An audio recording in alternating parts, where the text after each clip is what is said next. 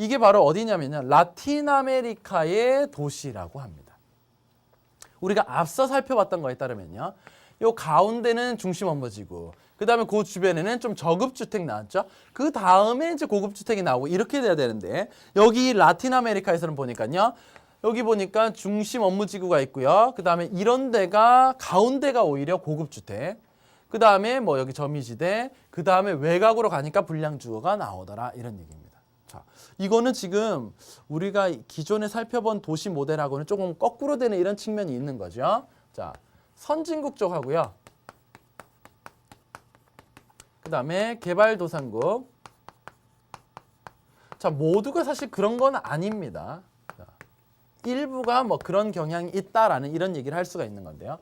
일단은 가운데. 자, 중심 지역이 일단은 자, 저급 주택이 나오다가 외곽으로 갈수록 고급이 나오는 이런 형태입니다. 그렇죠? 근데 반면에 개발도상국은 어떻게 돼 있다고요? 중심 쪽으로 갈수록 고급 지역, 그다음에 외곽으로 갈수록 저급 주택, 불량 주택 지구가 나타나더라 이런 얘기입니다. 여기를 외곽으로 봐야 되겠네요. 자, 이거는 왜 그렇게 되는 것인가? 자, 생각을 한번 해보겠습니다.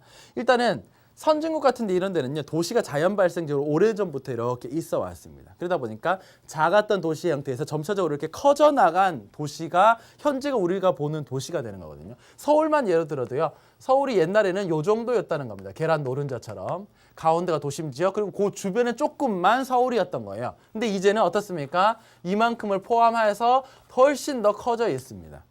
그러다 보니까 여기가 오래됐다고 했었죠. 이런 데가 다 가운데가. 근데 도심부는 워낙 접근성이 좋고 노른자 위 땅이니까 거기는 이미 다 재개발이 되어 있는 거고요. 이런 데 있는 사람들이 새로운 고급주택을 지으면서 외곽으로 나가게 된 거고요. 요 가운데가 좀 오래된 상태로 여전히 남아있는 데가 많더라라는 겁니다. 그러다 보니까 외곽이 고급주택지구가 되겠고요. 그리고 가운데 쪽이 오히려 저급주택지구가 된 겁니다.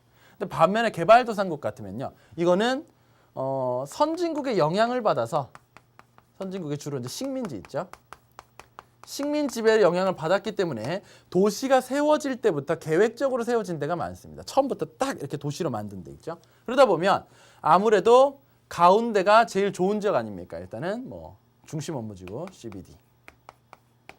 그리고 그 주변을 둘러싼 지구가 아무래도 살아가는 사람에게는 가장 큰 메리트가 있는 지역이었을 겁니다. 그러다 보니까 이쪽이 오히려 상류층들이 살아가는 고급 주택 지구가 되고요. 그리고 돈 없는 자들은 저 바깥에 이제 자기네들끼리 이제 되게 불량 주거 주택을 짓고 살아가는 이런 모습으로 바뀐 거죠.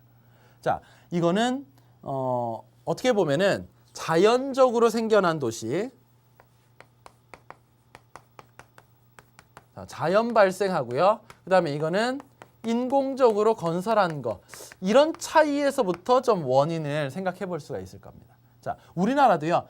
신도시로 지은 거는 인공적으로 건설한 도시 아닙니까? 그런 신도시 같으면요. 가운데 여기 중요한 지역이 있으면요. 그 주변이 집값이 제일 비쌉니다. 대표적으로 일산 같은 데가 그러해요. 일산도 새로 지은 도시인데요.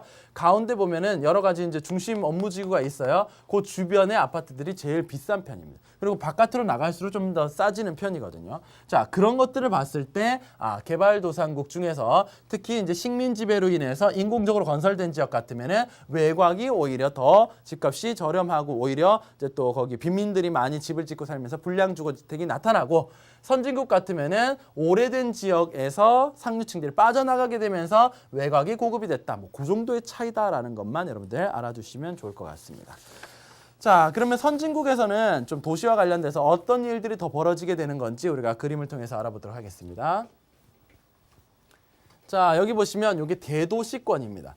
자, 대도시만 있는 게 아니라 대도시 그 주변까지도 뭔가 권역이 생겨 있더라는 겁니다. 그게 바로 대도시권인데요. 자, 여기 있는 중심도시 이게 바로 대도시입니다. 서울이라고 보겠습니다. 그럼 요까지가 이제 서울의 경계다라는 거죠. 그러면 그 주변에 이만큼 넓은 지역이 있습니다. 그럼 이거 다 뭡니까? 여기가 서울이라고 한다면 여기는 경기도다 이렇게 보시면 되겠죠. 자, 여기 보면 통근 가능권이라고 되어 있습니다. 즉 경기도에서도요. 서울로 이렇게 통근하는 이런 사람들이 상당히 많습니다. 자, 이렇게 경기도를 다시 그려볼게요. 그리고 여기 서울이 있습니다. 경기도 전체가 서울과 매일매일 통근하는 이런 권은 아닙니다. 대략적으로 교통이 잘 돼 있는 지역을 중심으로 해서 이런 지역에서는 사람들이 매일매일 들어왔다 나갔다 하더라는 거죠. 자, 이게 바로 대도시와 그 주변의 권역, 그래서 여기서부터 이까지를 다 뭐라고 한다? 대도시권이다라고 얘기합니다. 그래서 주로 선진국의 이런 대도시 그 주변에는 이런 대도시권이 발달해 있다. 이런 얘기를 해드리고 싶은 거예요. 자, 그 다음 볼게요. 자, 선진국에서는 이런 대도시권들이 잘 발달하다 보니까 대도시권 여기서부터 점점 커집니다. 그렇죠? 그래가지고 이게 나중에는 이어져서 붙어버릴 거 아닙니까? 그렇게 되면은 대도시를 중심으로 이 커진 대도시권들이 쭉 다 연결되는 이런 거대 도시 그룹이 나오게 됩니다. 그걸 뭐라고 하느냐? 메갈로폴리스라고 얘기합니다. 여러분들 이거 중학교 때 들어보신 적 있을 겁니다. 메갈로폴리스. 자, 어떻게 되는 거냐 한번 볼게요. 여기 보스턴이라는 중요한 도시가 있습니다. 그리고 뉴욕은 여러분들 모르는 사람 없지요. 그 다음에 여기 뭐 필라델피아라는 또 큰 도시도 있고요. 볼티모어, 워싱턴 다 있습니다. 자, 이게 각각이 원래 따로따로 도시였습니다. 근데 이런 거대한 도시 주변으로 점차적으로 이렇게 대도시권이 확장되게 될 거 아닙니까? 이렇게. 자, 그러다 보면 결국 여기서부터 이까지는요. 차를 타고 쭉 가게 되면 계속 도시가 연결되는 이런 형태의 모습을 볼 수 있지 않겠습니까? 그러다 보면 결국은 이게 마치 하나의 도시처럼 엄청난 거대한 권역을 이루고 있는 도시권이 만들어진다. 그게 바로 메갈로폴리스가 된다는 겁니다. 이거는 일본의 동남부에도 있습니다. 여기 보시면 도쿄가 있죠. 도쿄 그 또 주변이 엄청나게 큰 대도시권입니다. 그 다음 나고야라는 또 커다란 도시가 있습니다. 주교 공업 지역이 중요한 도시죠. 그 다음에 여기 오사카도 있습니다. 오사카 역시 아주 커다란 도시입니다. 그러면 결국은 나중에 이렇게 가다 보면은 도시가 쭉 연결되는 이런 모습을 볼 수가 있겠죠. 이게 바로 메갈로폴리스. 이런 것들도 대도시권이 잘 발달되는 선진국에서 나타나는 모습이다라고 볼 수가 있겠습니다. 그 다음에 최근에 선진국 쪽에서는요. 역도시화가 많이 나타나고 있습니다. 거기다가 최근에는 제도시화까지도 나타나고 있습니다. 자, 이건 무슨 말이냐? 간단하게 설명을 드리도록 할게요. 역도시화는 결국은 도시에 살던 사람이 농촌으로 빠져나가게 됩니다. 자, 그렇게 되면 원래 전체 인구 중에서 도시에 살아가는 사람들의 비율로 도시화율을 결정했잖아요. 근데 어떻게 보면 도시화율이 더 낮아지게 되는 이유가 되는 거죠. 요거는 U턴, J턴, 뭐 I턴 이런 말도 있습니다.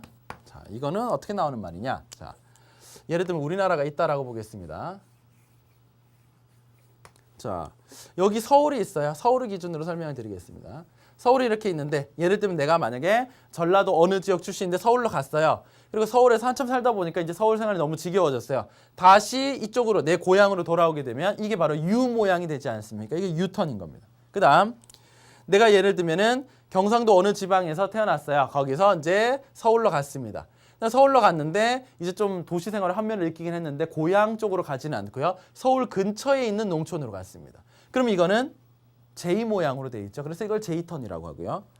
나는 정말 서울 토박입니다. 서울 토박인데 이제는 농촌으로 가고 싶습니다. 쭉 가게 되면요. 이거는 I자 모양이 되잖아요. 그래서 I턴이라고 하는 겁니다. 어쨌든 모양은 다르지만 결국은 도시에 살던 사람들이 농촌으로 빠져나가게 되는 것을 얘기한다. 그가 바로 역도시화라고 얘기하고요. 그 다음에 제도시화는요. 도심부가 너무 낡고 오래돼서 사람들이 외곽으로 나갔었습니다. 결국은 도심의 이 외곽 쪽으로 많이 나갔었는데 이쪽에서 많이 살고 있었는데 이제 도심이 다시 이렇게 들어오게 활성화되게 되면서 도심이 다시 재활성화가 되게 되면서 사람들이 주변부에서 도심 쪽으로 다시 들어오게 되는 현상, 이거를 제도시화 현상이라고 얘기합니다. 자, 그래서 도심부에 보면 요즘에요, 되게 좀 고급스러운 주상복합 아파트들 많이 생기거든요. 그런 쪽으로 많이 들어오게 된다. 이것을 제도시화라고 합니다. 자, 요까지 우리가 이제 선진국에서 일어나는 도시와 관련된 현상들에 대해서 살펴봤고요. 개발도상국에서는요, 어떤 일들이 일어나냐? 자, 아무래도 너무 심각한 급속한 도시화가 일어난다라는 거. 이게 좀 문제가 되겠습니다. 그렇죠? 너무 빨리 도시 인구가 증가하게 된다. 자, 이로 인해서 어떤 문제점들이 있겠습니까? 우리가 앞에서 많이 얘기하던 내용이었는데요. 일단은 과잉 도시화 된다라는 거. 자, 이 과잉 도시화는 결국은 도시가 견딜 수 있는 것보다 더 많은 사람들이 들어올 때를 얘기하게 되는 겁니다. 이렇게 되면 어떤 문제가 생기느냐? 자, 기반 시설 부족. 그다음에 교통이 너무나 막히는 교통 혼잡.